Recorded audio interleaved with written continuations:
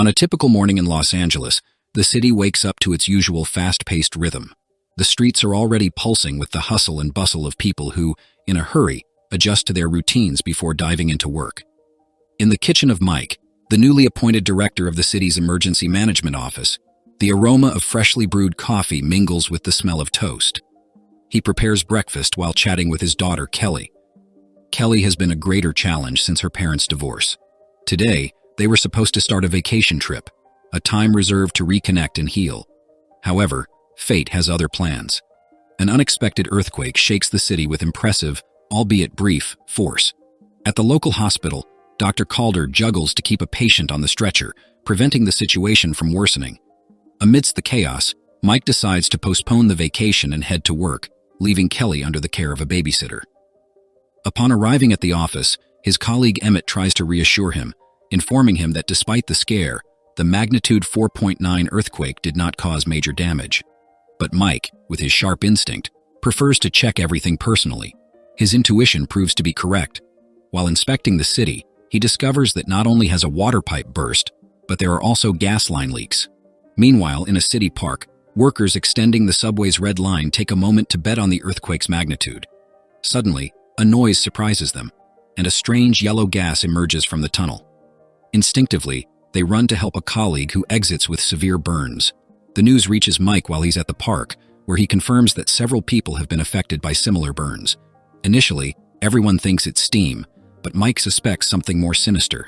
He suggests shutting down the local subway, but Stan, the president of the MTA, dismisses the idea, confident in the robustness of his project.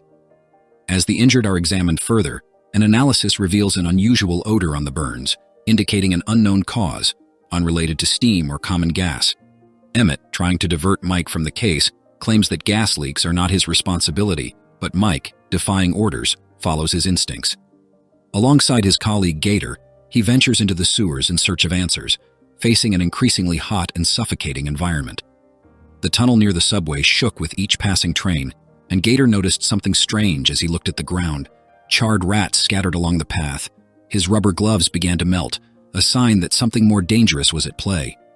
Suddenly, scalding gases erupted from a crack in the concrete, flooding the tunnel with a suffocating heat. Mike and Gator ran to save their lives, narrowly escaping being burned. With this new evidence, Mike orders Emmett to close the park, realizing the situation is more serious than they had anticipated. Shortly after, Stan introduces Emmy, a geologist who brings bad news. The entire city of Los Angeles is geologically unstable, and the underground excavations are increasing the risks. Mike takes her to the park, where she conducts some tests. Her findings are shocking. She believes a volcano is rapidly forming beneath the city, with magma flowing underground. Magma? Lava? Mike asks, finding it all very hard to believe. Although still just a theory, Amy is convinced something very serious is happening, but lacks enough evidence to convince Mike. Meanwhile, the statue in the park's fountain begins to sink slowly, but no one notices. That night, Amy and her assistant Rachel return to the accident site in the sewers. They explore the underground tunnels, collecting samples and trying to understand the source of the gases and heat. Then, an even stronger earthquake shakes the city, cutting off power. At home, Mike jumps out of bed and rushes to ensure his daughter Kelly's safety, taking her to a secure location. Underground, the driver of a night train attempts to brake upon seeing debris on the track, but collides inevitably. Emmy and Rachel are also caught off guard by the tremor, which opens a large crack in the ground. Rachel slips, hanging by the edge while Emmy tries to pull her up. However, the smoke and intense heat make the situation unbearable.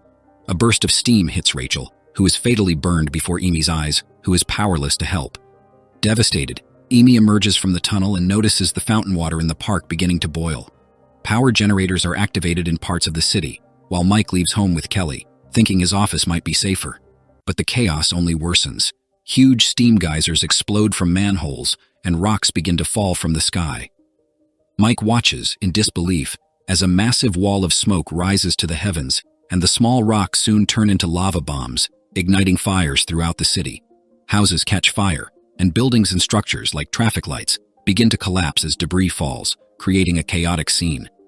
At the MTA office, Stan receives word of a train stuck in the tunnels and decides to lead a rescue team, while the train driver tries to reassure the terrified passengers, but the doors remain locked. Outside, Calder is trapped in traffic when she sees a lava bomb hit a fire truck.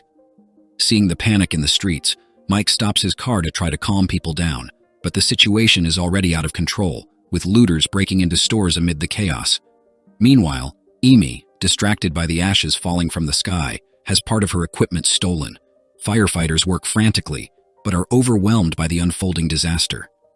Mike spots Calder helping an injured person and joins her. Before he can react, another even stronger earthquake shakes the area, causing a building to collapse and scattering glass and debris everywhere. Amidst the chaos, Mike watches in disbelief as Amy's theory materializes before his eyes. A volcano rises in the city's tar pits, erupting and releasing rivers of lava that advance down Wilshire Boulevard, destroying everything in their path. Vehicles are engulfed in flames, and Kelly, desperate, exits the car, screaming for her father. Suddenly, a lava bomb falls near her, igniting her pants. Mike rushes toward Kelly, extinguishing the flames and carrying her away. However, they find themselves trapped by the approaching lava. Mike jumps over the car, taking Kelly to safety just moments before their vehicle is consumed by the lava. Meanwhile, near the fire truck, a firefighter tries to free a trapped colleague, but both are tragically swallowed by the glowing flow. Another explosion occurs, and Mike, realizing the danger, hands Kelly over to Calder, who takes her to the hospital along with other injured people. Kelly pleads for her father to accompany her, but Mike, determined to fulfill his duty, chooses to stay and continue helping. Helicopters fly over the city, capturing images of the lava advancing through the main streets of Los Angeles, while residents flee their destroyed homes. Even a small dog holding its bone follows its owners during the evacuation.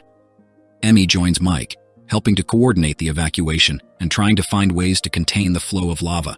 Mike suggests using a bus as a barrier, and together they and other volunteers work to push it, flattening the tires to create an improvised barrier. In the midst of this operation, Mike and Amy encounter an unconscious person and attempt to rescue them, but a burning tree falls, blocking their escape route. With no alternatives, the firefighters lower a ladder, and the duo manages to place the body on it before holding onto the edge, narrowly escaping the lava. As they move over the lava, the victim begins to scream as their legs catch fire, leading to a frantic rush to extinguish the flames. The ladder sways and eventually breaks, but they fall into a safe spot, and the firefighters quickly assist them. Amy begins to believe they should abandon the city and focus on evacuation, suggesting that the main eruption has yet to occur. Mike, however, insists on continuing. Soon, police, firefighters, and city workers come together to redirect the lava, using jackhammers and other tools. Meanwhile, the lava begins to flood the subway's red line tunnels. Stan leads a team to rescue passengers from a stranded train. Upon finding them unconscious, he starts dragging them to safety. However, he realizes the driver is missing. Going back to search for him, he finds the driver still alive but unconscious as the lava approaches.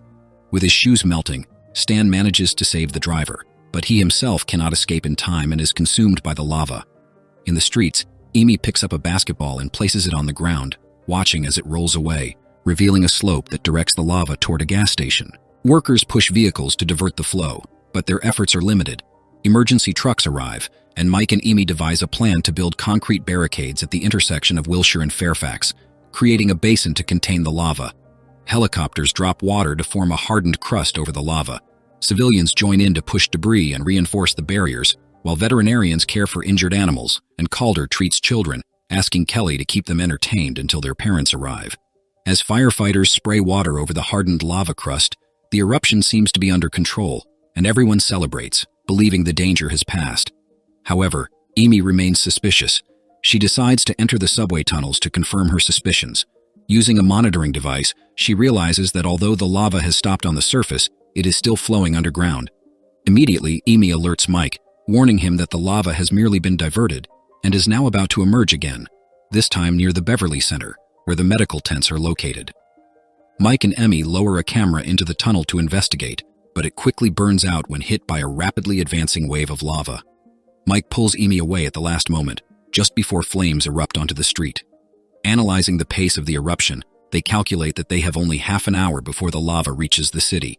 Mike quickly alerts the paramedics to evacuate the medical tents, shutting everything down as quickly as possible. People begin to exit, but while discussing strategies, Mike spots a nearby building and has a bold idea: to use controlled explosions to create channels in the street, redirecting the lava to allow it to flow into the Pacific Ocean. thus preventing further destruction of the city. They decide to demolish a building to facilitate the flow of the lava. Mike asks Amy to find their daughter, Kelly, while he and the team prepare the explosives. However, Amy soon discovers that Kelly has wandered off to look for a missing child. The situation becomes increasingly urgent, and with only 20 minutes left, Gator and his team rush to position the explosives. Suddenly, another earthquake shakes the city, accelerating the eruption and causing fissures in the street. Chaos ensues, and patients being evacuated begin to catch fire. Amid this, a worker gets trapped under a damaged core column, and Gator struggles to free him as the lava draws closer. With time running out, Gator decides to sacrifice himself to detonate the last explosive. One by one, the explosives are successfully activated, but at the last moment, Mike sees Kelly and the child right in the path of the explosion. He runs toward them, pushing both down, shielding them as the building collapses around them. The plan works perfectly, and the tunnel created by the explosions safely redirects the lava toward the ocean, sparing the city from further destruction. As everyone celebrates their victory, Amy anxiously searches for Mike. Suddenly, a hand emerges from the rubble, revealing Mike, Kelly, and the child, all safe. Upon seeing everyone covered in ashes, the child comments that, at that moment, everyone seems the same, without distinction of race or color. This moment of equality lasts until the rain begins to fall, washing away the ashes. Amy, relieved, admits to Mike that if she were in charge, she might have sacrificed half the city, and she thanks him for showing that hope should never be lost. Maybe sacrificing half the city would have made parking in Beverly Hills easier, she jokes, easing the tension. At that moment, paramedics arrive with a new emergency for Mike, but he declines, smiling, and says he is going on vacation with his daughter. If you liked this movie, then I recommend watching this other one as well. I guarantee you'll enjoy it. See you there.